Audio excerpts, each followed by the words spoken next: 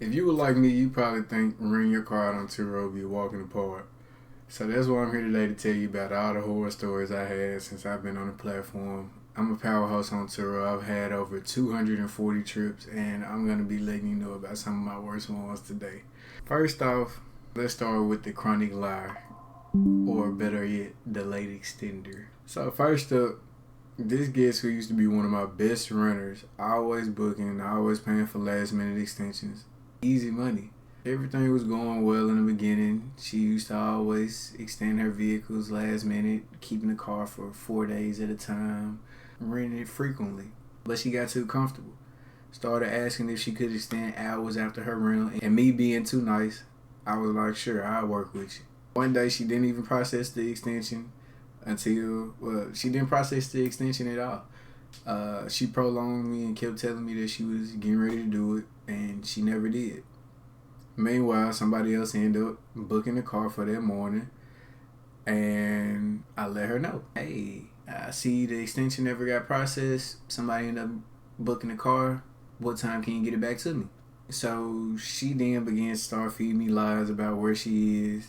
Meanwhile, I'm literally sitting here watching the GPS tracking in real time, and she's nowhere near where she claiming to be. She's saying she's getting ready to go put some money on her card, and she out of town, and she getting ready to head right back. But I'm looking at the tracking, and she in the casino. But she telling me she in Mississippi. She telling me she in Nashville, but she in Mississippi at the casino. Or she in Jackson with her sick auntie, but the car at the casino. Crazy work. So I completely lost that next booking, and so me being the nice guy I am, I didn't even leave her a bad review after the end of that rental. I was just way too cool about it. So a few months later, she ends up renting my vehicle again. I give her another chance thinking she'd be better. Obviously, we had the incident that last time, but months have passed. You used to be a great renter prior to this. Maybe you've changed your ways. Nope. Exact same thing. Then extend, lied again, cost me another rental. Then 5. Look at that. So after that was the last straw. I couldn't keep being nice to her. I ended up giving her their 3-star rating, so she's no longer able to book my rentals. But that's just your sign to let you know, don't be too nice to people on Turo, man. Rate honestly, block them if you need to. Handle your business. Story number 2, we got the ghosted couple. So I had a couple who literally ghosted me for 2 days. And they were supposed to bring the car back at the normal time. Just nothing. No messages. Wouldn't answer any of my calls. So I'm steadily looking at the tracker, and it hadn't been removed. I'm watching this location, and unfortunately, I didn't have a spare key for this vehicle. I would have went repoed it myself. Additionally, though, they were actually out of town in St. Louis. So they didn't get back into town, I believe, until one day after they were supposed to return the car, I want to say. No, not one. No, actually, they were back in town when they were supposed to return the car. That's why I was wishing I could have went repoed it myself, but I didn't have a key. So I rented the car to go out of town. They actually came back in town in time and just decided not to return the car, I guess. So I'm stressed just watching my car just be gone, tracking it on the app, right? Finally, after steadily calling Turo support, letting them know what's going on, talking back and forth with them about what I can do, what's the next steps, this, that, and the third.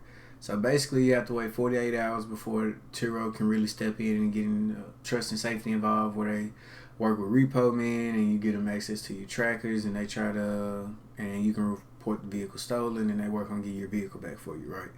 So after I get them involved, that was what actually made the people go ahead and bring the vehicle back. After I told Turo what was going on, trust and safety team who aren't allowed to get involved apparently until it's been 48 hours.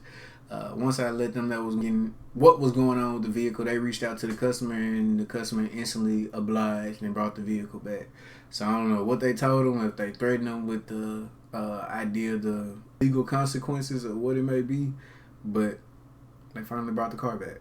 And when I meet them to go get the car, because I have to prep it for another rental, the boyfriend sees me on my phone talking and thinks I'm trying to take a picture of him while they're driving off. So he turns back into the parking lot and lets down the window, and you taking a picture of me? I'm like, oh, bro, I'm on the phone.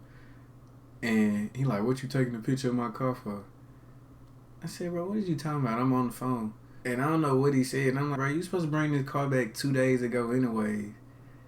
And he said something. I don't know what he said. I was like, don't worry about it. I'll call the police and let them know you harassing me. We can just go and end all this right now.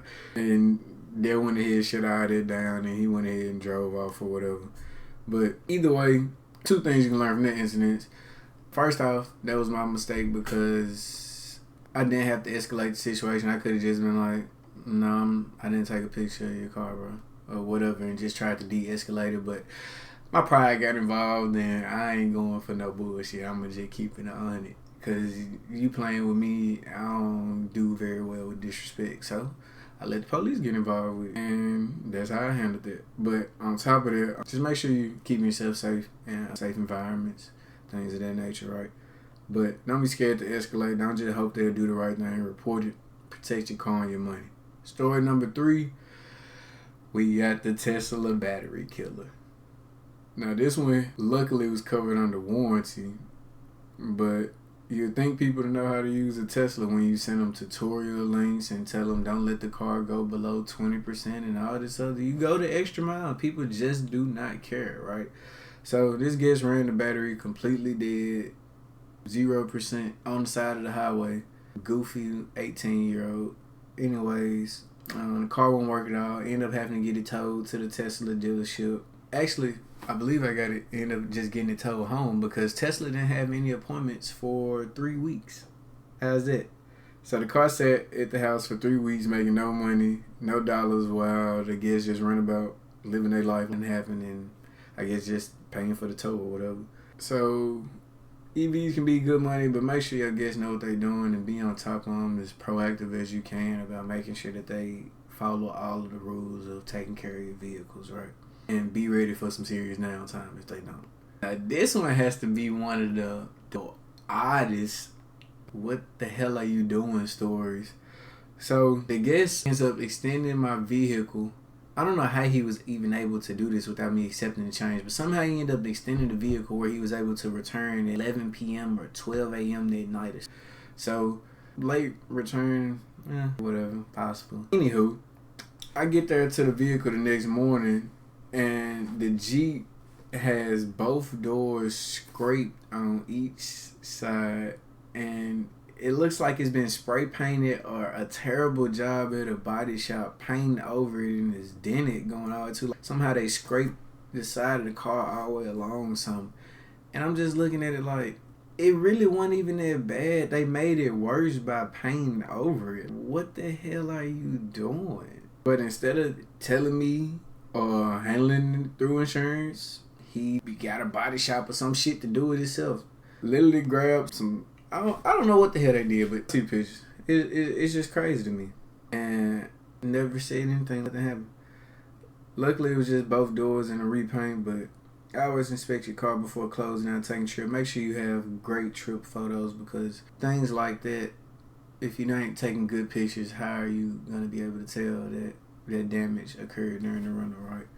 So make sure you're taking great trip photos, man. I always make sure you're doing that. And luckily, don't assume people will be honest about damage straight up. Make sure you inspecting your cars. Life depends on it, because it's your money. Turo can make you good money. I made thousands in profit, but don't think it's passive or easy.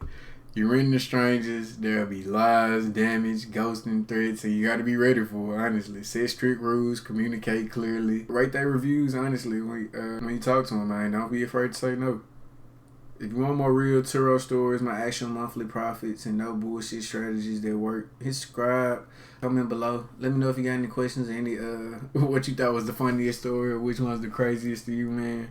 That's just some of the things I experienced over the last 6 months to a year or so. So imagine when I've been doing this for 5 years, who knows the horror stories. But either way, I hope you guys enjoyed the video, man. We see y'all in the next one.